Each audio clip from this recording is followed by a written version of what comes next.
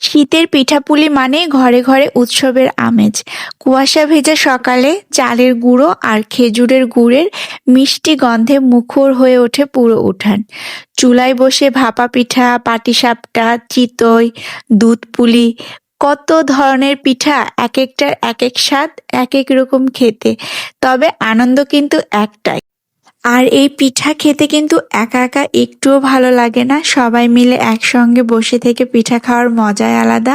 চুলার পাড়ে বসে থেকে গরম গরম পিঠা সবাই মিলে তৈরি করা হবে, আর সাথে সবাই একসঙ্গে খাওয়া অনেক মজার হয়।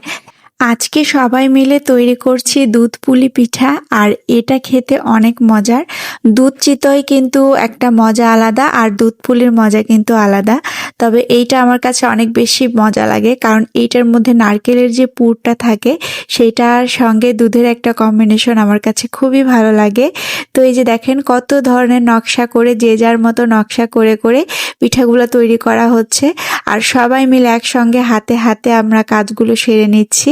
খুবই ভালো লাগে, গল্প আনন্দ সবকিছু মিলেই যেন মানে পিঠা বানানোর এই সময়টা পার হয়ে। এই পিঠাটা সারা রাত দুধে ভিজে তারপরে সকালে খেতে অনেক বেশি মজা লাগে। আবার আমার গরম গরম খেতেও ভালো লাগে, একটু পরেই যে দুধটা গরম থাকে সেটা খেতেও বেশ মজা লাগে। এখানে কিছু রুটিও তৈরি করে নিয়েছে আম্মু, হাঁসের মাংস দিয়ে খাবে, চালের আটার রুটি। এই যে তৈরি হয়ে গেল দুধ পুলি পিঠা, এইটাকে এখন সারা রাত ভিজিয়ে সকালে খাওয়া হবে মজা করে।